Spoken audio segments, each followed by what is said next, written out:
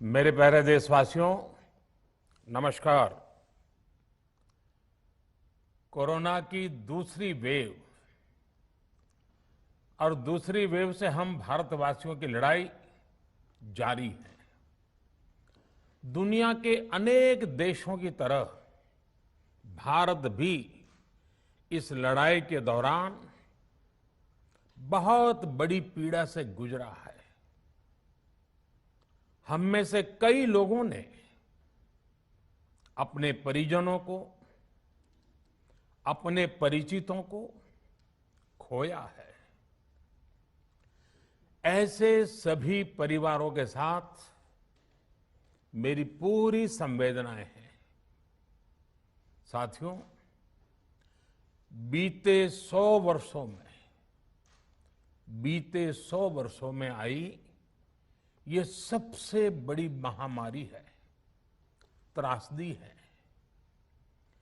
इस तरह की महामारी आधुनिक विश्व ने न देखी थी, न अनुभव की थी। इतनी बड़ी वैश्विक महामारी से हमारा देश कई मोर्चों पर एक साथ लड़ा है।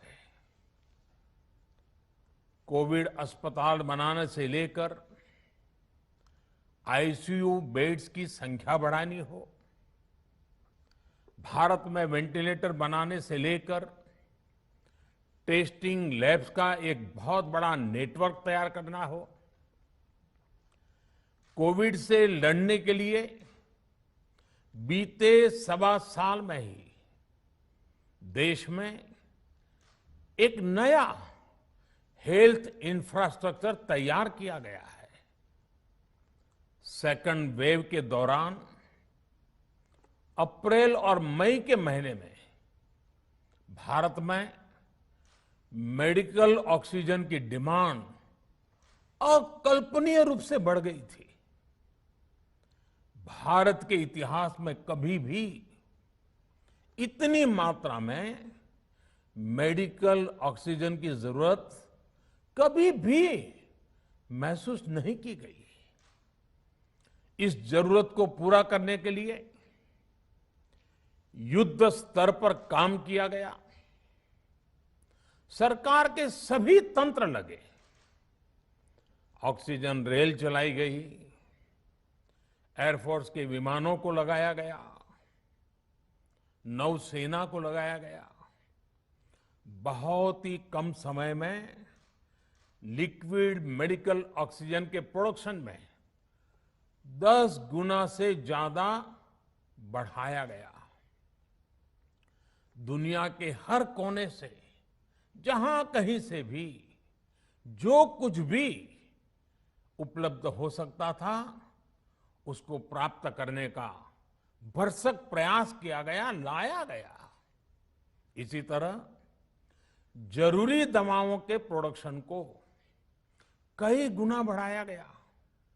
विदेशों में जहां भी दवाइयां उपलब्ध हो, वहां से उन्हें लाने में कोई कोर कसर बाकी नहीं छोड़ी गई। साथियों, कोरोना जैसे अदृश्य और रूप बदलने वाले दुश्मन के खिलाफ लड़ाई में सबसे प्रभावी हथियार कोविड प्रोटोकॉल है। मास्क, 2 गज की दूरी और बाकी सारी सावधानियां, उसका पालन ही है। इस लड़ाई में वैक्सीन हमारे लिए सुरक्षा कवच की तरह है। आज पूरे विश्व में वैक्सीन के लिए जो मांग है, उसकी तुलना में उत्पादन करने वाले देश और वैक्सीन बनाने वाली कंपनियां बहुत कम है, इन्हीं गिनी हैं। कल्पना करिए कि अभी हमारे पास भारत में बनी वैक्सीन नहीं होती तो आज भारत जैसे विशाल देश में क्या होता। आप पिछले 50-60 साल का इतिहास देखेंगे तो पता चलेगा कि भारत को विदेशों से वैक्सीन प्राप्त करने में दशकों लग जाते थे। विदेशों में वैक्सीन का काम पूरा हो जाता था, तब भी हमारे देश में वैक्सीनेशन का काम शुरू भी नहीं हो पाता था। पोलियो की वैक्सीन हो, स्मॉल पॉक्स, जहां गांव में हम उसको चेचक कहते हैं, चेचक की वैक्सीन हो, हेपेटाइटिस बी की वैक्सीन हो, इनके लिए देशवासियों ने दशकों तक इंतजार किया था। जब 2014 में देशवासियों ने हमें सेवा का अवसर दिया, तो भारत में वैक्सीनेशन का कवरेज 2014 में भारत में वैक्सीनेशन का कवरेज सिर्फ 60% के आसपास था, 60% के आसपास था। और हमारी दृष्टि में ये बहुत चिंता की बात थी। जिस रफ्तार से भारत का टीकाकरण कार्यक्रम चल रहा था, उस रफ्तार से देश को 100% टीकाकरण कवरेज का लक्ष्य हासिल करने में करीब करीब 40 साल लग जाते हैं। हमने इस समस्या के समाधान के लिए मिशन इंद्रधनुष को लॉन्च किया। हमने तय किया कि मिशन इंद्रधनुष के माध्यम से युद्ध स्तर पर वैक्सीनेशन किया जाएगा और देश में जिसको भी वैक्सीनेशन की जरूरत है उसे वैक्सीन देने का प्रयास होगा। हमने मिशन मोड में काम किया और सिर्फ 5-6 साल में ही वैक्सीनेशन कवरेज 60% से बढ़कर 90% से भी ज्यादा हो गई। 60 से 90, यानी हमने वैक्सीनेशन की स्पीड भी बढ़ाई और दायरा भी बढ़ाया। हमने बच्चों को कई जानलेवा बीमारियों से बचाने के लिए भारत के टीकाकरण अभियान का हिस्सा बना दिया। हमने इसलिए किया क्योंकि हमें हमारे देश के बच्चों की चिंता थी, गरीब की चिंता थी, गरीब के उन बच्चों की चिंता थी जिन्हें कभी टीका लग ही नहीं पाता था। हम 100% टीकाकरण कवरेज की तरफ बढ़ रहे थे कि कोरोना वायरस ने हमें घेर लिया। देश ही नहीं, दुनिया के सामने फिर पुरानी आशंकाएं घिरने लगी कि अब भारत कैसे इतनी बड़ी आबादी को बचा पाएगा। लेकिन साथियों, जब नीयत साफ होती है, नीति स्पष्ट होती है, निरंतर परिश्रम होता है, तो नतीजे भी मिलते हैं। हर आशंका को दरकिनार करके भारत ने 1 साल के भीतर ही एक नहीं बल्कि 2 made in India vaccine launch कर दी।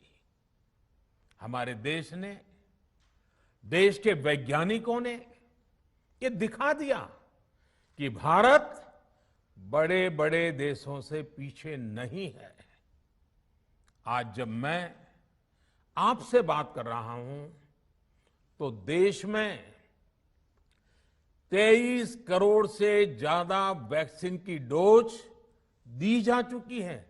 23 करोड़। साथियों, हमारे यहां कहा जाता है, विश्वासेन सिद्धिः, विश्वासेन सिद्धिः, अर्थात हमारे प्रयासों में हमें सफलता तब मिलती है जब हमें स्वयं पर विश्वास होता है। हमें पूरा विश्वास था कि हमारे वैज्ञानिक बहुत ही कम समय में वैक्सीन बनाने में सफलता हासिल कर लेंगे।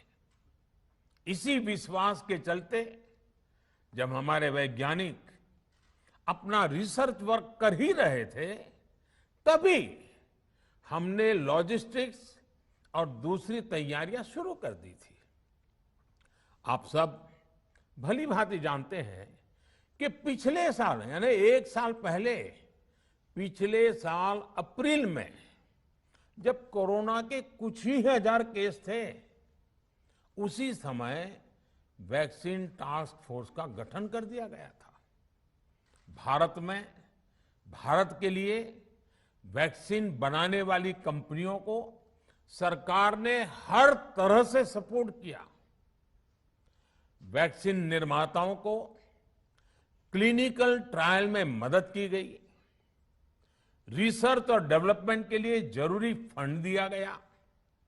हर स्तर पर सरकार उनके साथ कंधे से कंधा मिलाकर चली। आत्मनिर्भर भारत पैकेज के तहत मिशन कोविड सुरक्षा के माध्यम से भी उन्हें हजारों करोड़ रुपए उपलब्ध कराए गए। पिछले काफी समय से देश लगातार जो प्रयास और परिश्रम कर रहा है, उससे आने वाले दिनों में वैक्सीन की सप्लाई और भी ज्यादा बढ़ने वाली है। आज देश में 7 कंपनियां विभिन्न प्रकार की वैक्सीन का प्रोडक्शन कर रही है। 3 और वैक्सीन का ट्रायल भी एडवांस स्टेज पे चल रहा है। वैक्सीन की उपलब्धता बढ़ाने के लिए दूसरे देशों की कंपनियों से भी वैक्सीन खरीदने की प्रक्रिया को तेज किया गया है। इधर हाल के दिनों में कुछ एक्सपर्ट्स द्वारा हमारे बच्चों को लेकर भी चिंता जताई गई है। इस दिशा में भी 2 वैक्सीन का ट्रायल तेजी से चल रहा है। इसके अलावा अभी देश में एक नेजल वैक्सीन पर भी रिसर्च जारी है। इसे सिरिंज से न देकर नाक में स्प्रे किया जाएगा। देश को अगर निकट भविष्य में इस वैक्सीन पर सफलता मिलती है, तो इससे भारत के वैक्सीन अभियान में और ज्यादा तेजी आएगी। साथियों, इतने कम समय में वैक्सीन बनाना अपने आप में पूरी मानवता के लिए बहुत बड़ी उपलब्धि है, लेकिन इसकी अपनी सीमाएं भी हैं। वैक्सीन बनने के बाद भी दुनिया के बहुत कम देशों में वैक्सीनेशन प्रारंभ हुआ और ज्यादातर समृद्ध देशों में ही शुरू हुआ। WHO ने वैक्सीनेशन को लेकर गाइडलाइंस दी। वैज्ञानिकों ने वैक्सीनेशन की रूपरेखा रखी और भारत ने भी जो अन्य देशों की बेस्ट प्रैक्टिसेस थी, विश्व स्वास्थ्य संगठन WHO के मानक थे, उसी आधार पर चरणबद्ध तरीके से वैक्सीनेशन करना तय किया।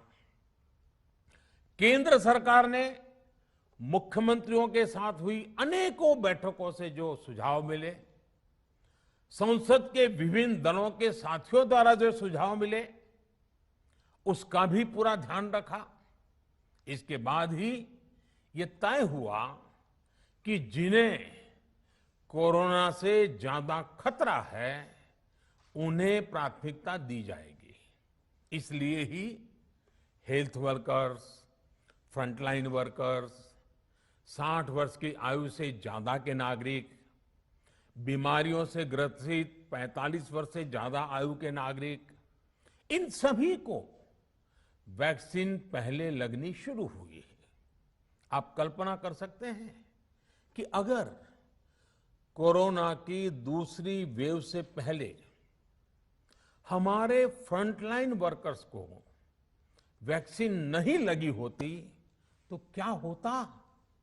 सोचिए, हमारे डॉक्टर्स, नर्सिंग स्टाफ को वैक्सीन ना लगी तो क्या होता।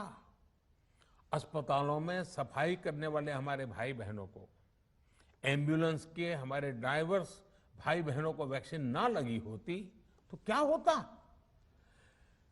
ज्यादा से ज्यादा हेल्थ वर्कर्स को वैक्सीनेशन होने की वजह से ही वो निश्चिंत होकर दूसरों की सेवा में लग पाए, लाखों देशवासियों का जीवन बचा पाए। लेकिन देश में कम होते कोरोना के मामलों के बीच केंद्र सरकार के सामने अलग अलग सुझाव भी आने लगे, भिन्न भिन्न मांगे होने लगी। पूछा जाने लगा, सब कुछ भारत सरकार ही क्यों तय कर रही है, राज्य सरकारों को छूट क्यों नहीं दी जा रही है, राज्य सरकारों को लॉकडाउन की छूट क्यों नहीं मिल रही है। One size does not fit all जैसी बातें भी कही गई। दलील ये दी गई कि संविधान में चूंकि हेल्थ, आरोग्य प्रमुख रूप से राज्य का विषय है, इसलिए अच्छा है कि सब राज्य ही करें। इसलिए इस दिशा में एक शुरुआत की गई। भारत सरकार ने एक बृहद गाइडलाइन बनाकर राज्यों को दी ताकि राज्य अपनी आवश्यकता और सुविधा के अनुसार काम कर सके।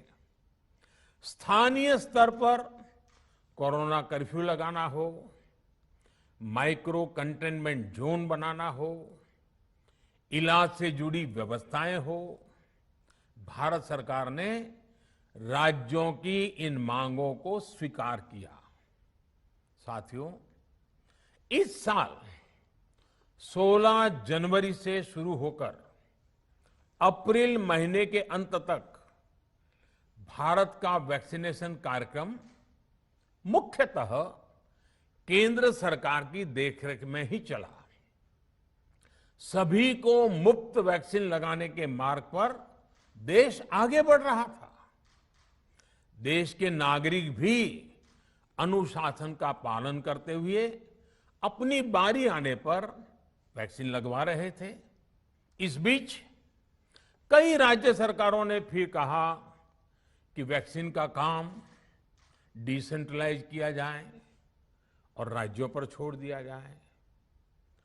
तरह तरह के स्वर उठे, जैसे कि वैक्सीनेशन के लिए एज ग्रुप क्यों बनाए गए। दूसरी तरफ किसी ने कहा कि उम्र की सीमा आखिर केंद्र सरकार ही क्यों तय करे। कुछ आवाजें तो ऐसी भी उठी कि बुजुर्गों का वैक्सीनेशन पहले क्यों हो रहा है। भांति भांति के दबाव भी बनाए गए। देश के मीडिया के एक वर्ग ने इसे कैंपेन के रूप में भी चलाया।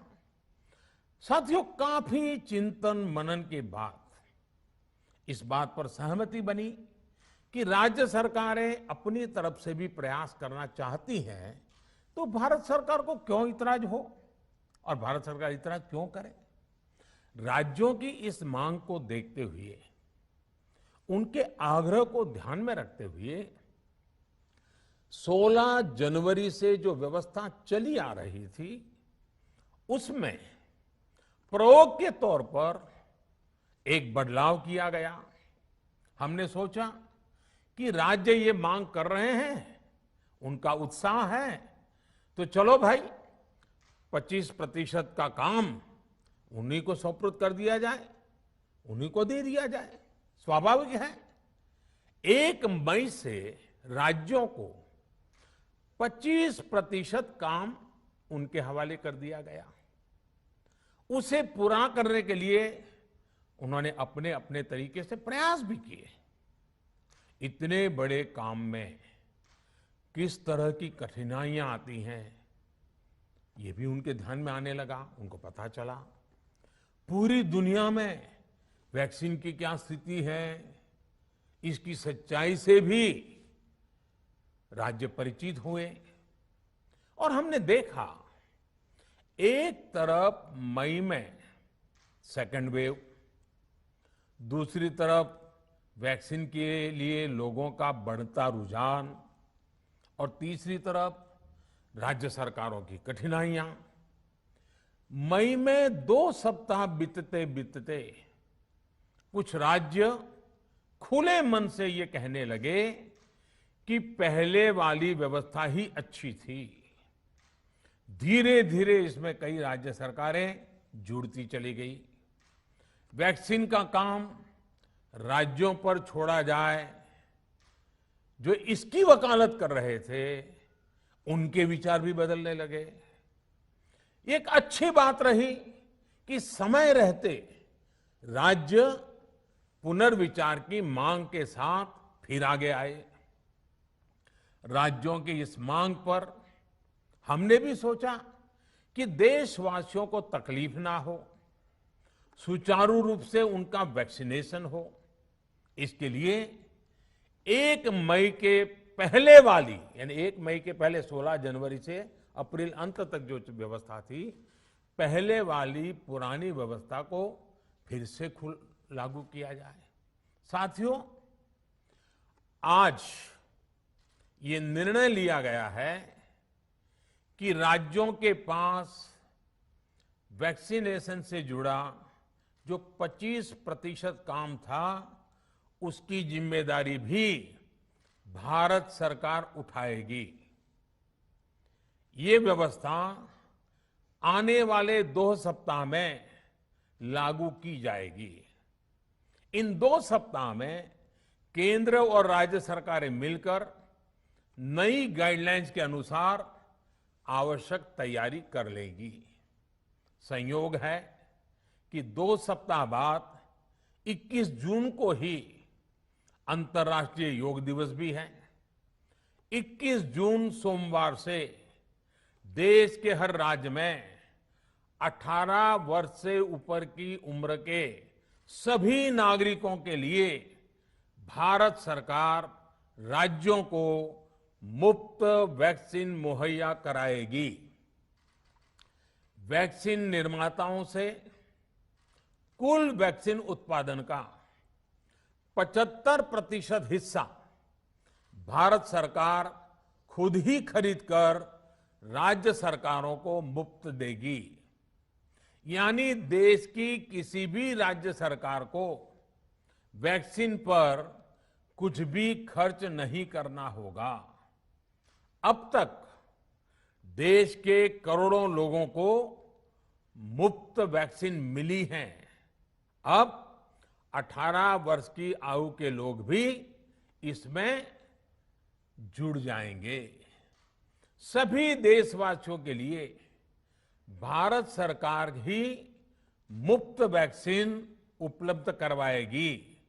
गरीब हो, निम्न मध्यम वर्ग हो, मध्यम वर्ग हो या फिर उच्च वर्ग, भारत सरकार के अभियान में मुफ्त वैक्सीन ही लगाई जाएगी।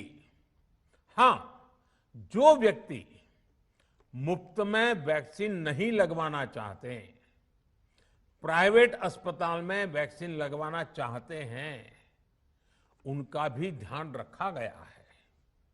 देश में बन रही वैक्सीन में से 25% प्राइवेट सेक्टर के अस्पताल सीधे ले पाए, ये व्यवस्था जारी रहेगी। प्राइवेट अस्पताल वैक्सीन की निर्धारित कीमत के उपरांत एक डोज पर अधिकतम 150 रुपये ही सर्विस चार्ज ले सकेंगे।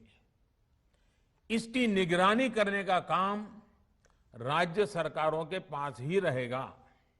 साथियों, हमारे शास्त्रों में कहा गया है, प्राप्य आपदम न व्यथते कदाचित। उद्योगम अनु इच्छति चा प्रमत्तः, अर्थात विजेता आपदा आने पर उससे परेशान होकर हार नहीं मानते, बल्कि उद्यम करते हैं, परिश्रम करते हैं और परिस्थिति पर जीत हासिल करते हैं। कोरोना से लड़ाई में 130 करोड़ से अधिक भारतीयों ने अभी तक की यात्रा आपसी सहयोग, दिन रात मेहनत करके तय की है। आगे भी हमारा रास्ता हमारे श्रम और सहयोग से ही मजबूत होगा। हम वैक्सीन प्राप्त करने की गति भी बढ़ाएंगे और वैक्सीनेशन अभियान को भी और गति देंगे। हमें याद रखना है कि भारत में वैक्सीनेशन की रफ्तार आज भी दुनिया में बहुत तेज है, अनेक विकसित देशों से भी तेज है। हमने जो टेक्नोलॉजी प्लेटफॉर्म बनाया है कोविन, उसकी भी पूरी दुनिया में चर्चा हो रही है। अनेक देशों ने भारत के इस प्लेटफॉर्म को इस्तेमाल करने में रुचि भी दिखाई है। हम सब देख रहे हैं कि वैक्सीन की एक एक डोज कितनी महत्वपूर्ण है। हर डोज से एक जिंदगी जुड़ी हुई है। केंद्र सरकार ने ये व्यवस्था भी बनाई है कि हर राज्य को कुछ सप्ताह पहले ही बता दिया जाएगा कि उसे कब कितनी डोज मिलने वाली है। मानवता के इस पवित्र कार्य में वाद विवाद और राजनीतिक छींटाकशी से ऐसी बातों को कोई भी अच्छा नहीं मानता है। वैक्सीन की उपलब्धता के अनुसार पूरे अनुशासन के साथ वैक्सीन लगती रहे, देश के हर नागरिक तक हम पहुंच सके, ये हर सरकार, हर जनप्रतिनिधि, हर प्रशासन की सामूहिक जिम्मेदारी है। प्रिय देशवासियों, टीकाकरण के अलावा आज एक और बड़े फैसले में, उस फैसले से मैं आपको अवगत कराना चाहता हूं।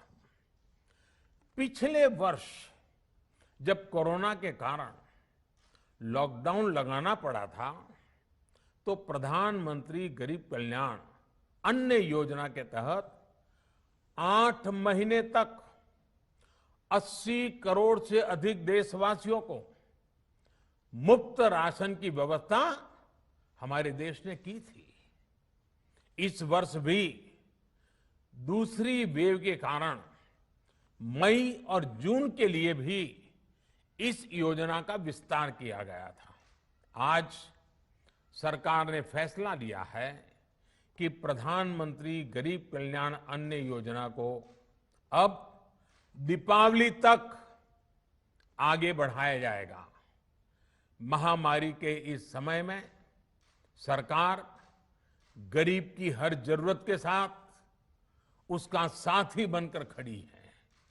यानी नवंबर तक 80 करोड़ से अधिक देशवासियों को हर महीने तय मात्रा में मुफ्त अनाज उपलब्ध होगा।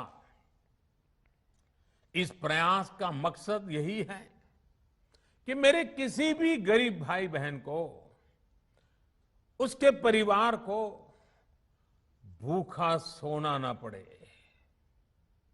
साथियों, देश में हो रहे इन प्रयासों के बीच कई क्षेत्रों से वैक्सीन को लेकर भ्रम और अफवाहों की जानकारी चिंता बढ़ाती है।